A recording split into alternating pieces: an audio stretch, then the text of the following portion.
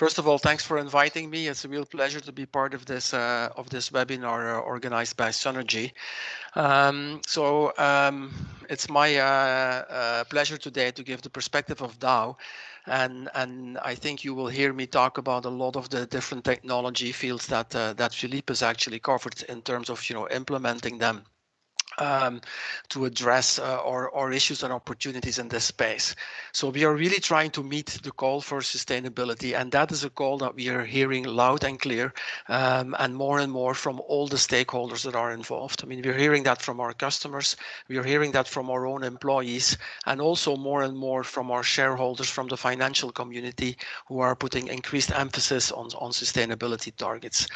As a company, Dow has a real opportunity to enable the low carbon society, and we can do that in two different ways. We can do that by significantly reducing our own footprint, but we can also do that by deploying our innovation horsepower and our materials to enable the applications that are really going to drive the low carbon society.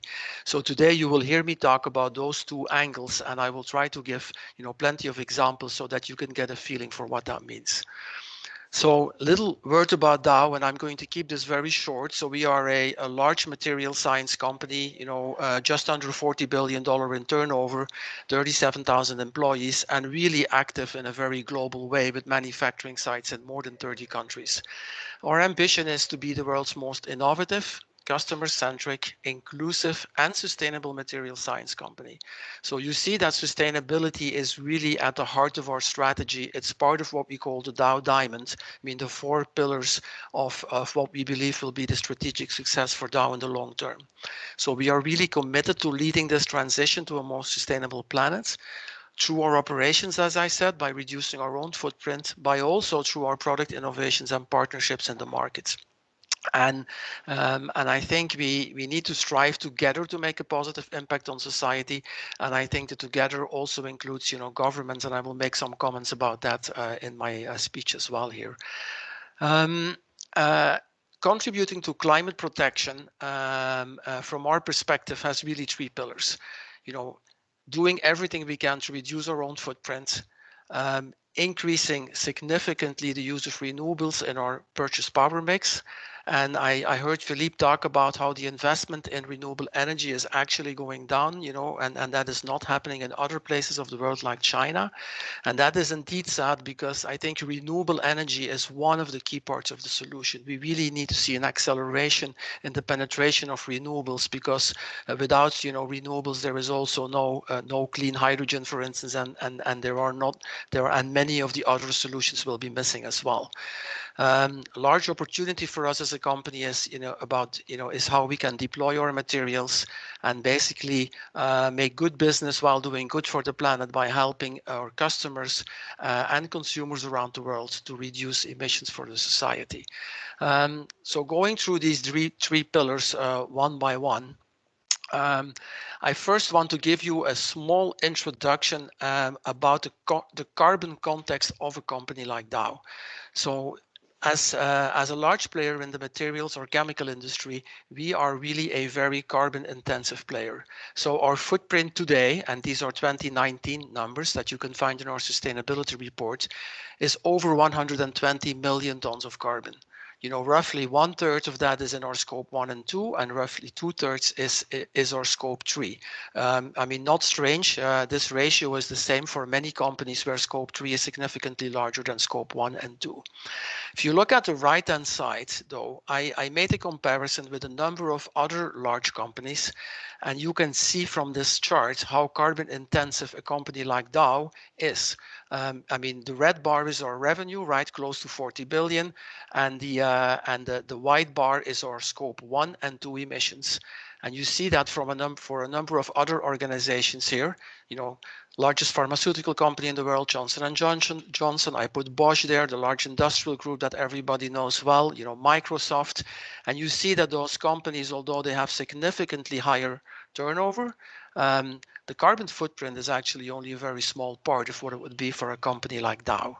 I also put a metallurgical kind of based company, an aluminum company, as a comparison there, and you see that in their case the ratio is even, let's say, richer in carbon emissions. So this is really the challenge for a company like Dow. If you are this energy and carbon intensive, how can you get that down to close to zero? So basically, our climate change goals that we've announced last year are really ambitious. We're trying to reduce our carbon emissions by about 5 million tons by 2030. That is actually quite in line with the 55% reduction target that Europe has set, right, with a different baseline date in the past. And we really have the ambition to become carbon neutral, defined as scope 1, 2, and 3, plus some product benefits by 2050. And as I will explain, that is a complex journey that requires a lot of technology and innovation. We really need to bring all the stakeholders together, by the way, to get much better at carbon accounting, also including how we account for some of those product benefits.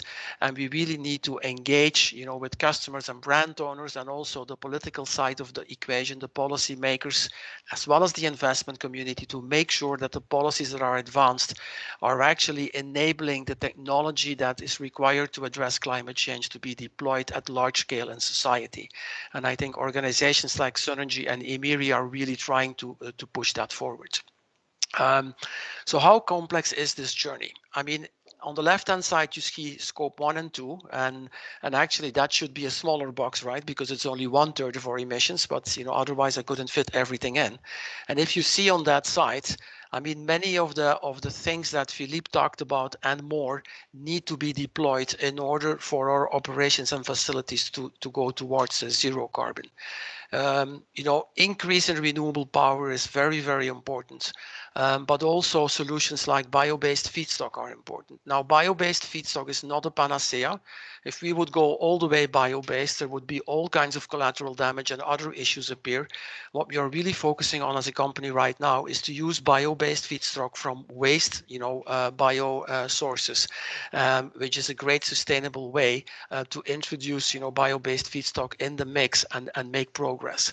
Advanced process technologies are going to play a key role, and e-cracking would be a great example, which is basically where you would use renewable electricity as the heating source for your crackers to crack hydrocarbons. Now, that is an example of a technology that is not mature, which requires lots of investment and technology advancement, which basically requires a roadmap and a journey for it to be scaled and implemented. Point carbon capture and conversion to chemicals is another one of those solutions that is not yet mature, with a lot of work to be done. More simple carbon capture and storage is going to be part of the solution, especially if we go into the direction of blue hydrogen, which you can see there. And blue hydrogen may definitely be part of the journey, at least a bridge solution towards green hydrogen, because we all know that hydrolysis today is not yet fully scaled, doesn't yet have the economic structure to really compete. And on top of that, I mean, you have to wonder a little bit of the amount of water that is needed, because we need 8 kilos of water to make 1 kilo of hydrogen, when we do hydrolysis. Waste plastic to feedstock is another great example of a technology that could really drive a more sustainable economy. I mean, we know that plastic waste, is an issue, especially if it's not wasted properly, and we need to make that loop closed and circle the plastic back to feedstock for our, hydrocarbons units is really the best way to go. Energy intensity improvements are still there. This doesn't seem very high tech, but there is still lots of advancements that can be made there in terms of improving the reliability of our operations, and improving the energy intensity by doing that. And manufacturing 4.0 is not just a buzzword. It's really a lot of technology that allows us to connect all the different devices in our plants, really to drive that increased reliability and energy intensity. Everything that I just talked about has to somehow come together on an affordable economic roadmap to implement towards a low carbon footprint for a company like Dow and for all of our peers in the industry. It's a phenomenal challenge going forward. At the same time, we have to reduce scope 3. which basically starts by reducing. I mean, can we use less raw materials? Can we use less energy? You know, can we use more circular input? Reusing and recycling, very important. Logistics and warehousing is about 1/3 of our scope 3 footprint. So there is lots of solutions coming there. I mean, how are we going to go to a carbon neutral, let's say, marine pack cargo environment? You know, what about electrical drivetrains for truck?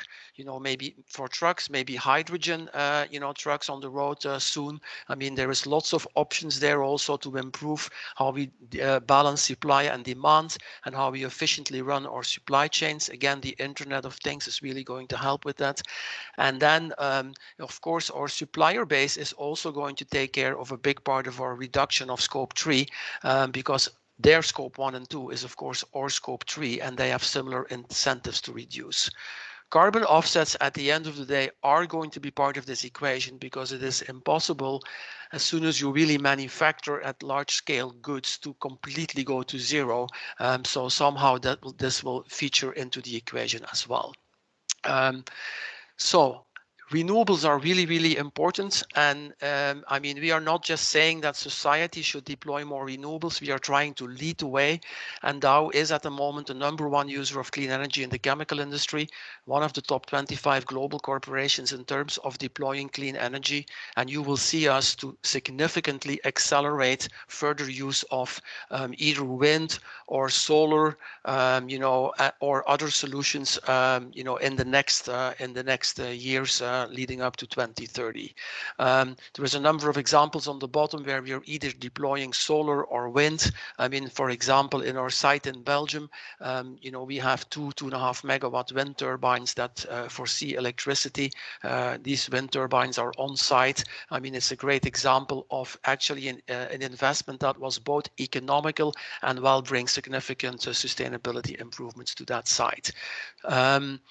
The third element that I'm going to talk about, and I will not talk about every single example here, is that as a company, as I introduced before, we have significant opportunities to deploy our materials and our innovation horsepower together with our partners in the market for applications that really help addressing climate change.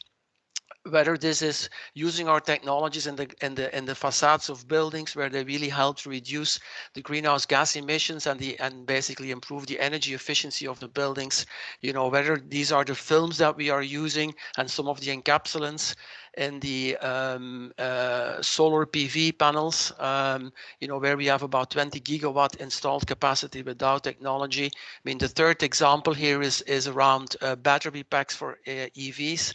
One of the things that is really important with batteries for electrical vehicles is that they are assembled in a very efficient way that allows for excellent thermal management, and that excellent thermal management is then giving the battery a longer lifetime, makes it more efficient, and also lower cost to produce. So you know, very important application for us. There are also applications here that are related really to the industrial world. I mean, we have a technology that is allowing for cotton to be dyed with half the energy use and half the water use, and also an improved cycle time. And in this application, maybe water is even more important than energy. Another application for industrial uses is the one on top here, where these antifoams, you know, also called drainage aids, they really help to minimize the carbon footprint of paper and pulp mills. When you manufacture pulp, you have to dry it at the end. So a drainage aid is allowing for as much water as possible to drain from the pulp before it is dried. And with this technology, we're actually reducing the footprint of the factories of our customers by about 7% in terms of carbon, which is very significant. I am not going to, as I said, cover all the applications. You see some here from personal care, you see some from automotive. Maybe a last one to talk about here, because it is a great introduction to the next talk from my colleague from Topsoe, which is that you know, we have a fluidized catalytic dehydrogenation technology that dehydrogenates propane to propylene. Propylene is an increasingly important raw material to make many different things, and this is actually allowing us, this proprietary technology, I should say, is allowing us to produce propylene at a 25% lower capex, but also very importantly at a footprint that is 20% lower in terms of greenhouse gas emissions. Now, as I said, you know, these kind of innovations, they don't come without effort, they don't come without investment, and they don't come without, you know, that complex journey to market. So, and I want to finish with that, with a comment using our, you know, the slogan that we often use in Dow, which is, this is all about seeking solutions together. It is about collaboration across the value chain. It is about collaboration between the regulators and the industry. It is about collaboration, you know, between all of us. Because at the end of the day, if we really want to make this transformation happen, for all the things that I talked about to really come to fruition, we also need, you know, infrastructure. We need a stable grid. We need cost competitiveness as well for the chemical industry in Europe, because as Philippe pointed out on one of his slides, we are in a competitive environment. There was also things happening in other geographies, and that competitiveness is very, very important. So with that, I would like to open it up for question with my last message that we are ready to collaborate and make a difference in this space. Thank you very much.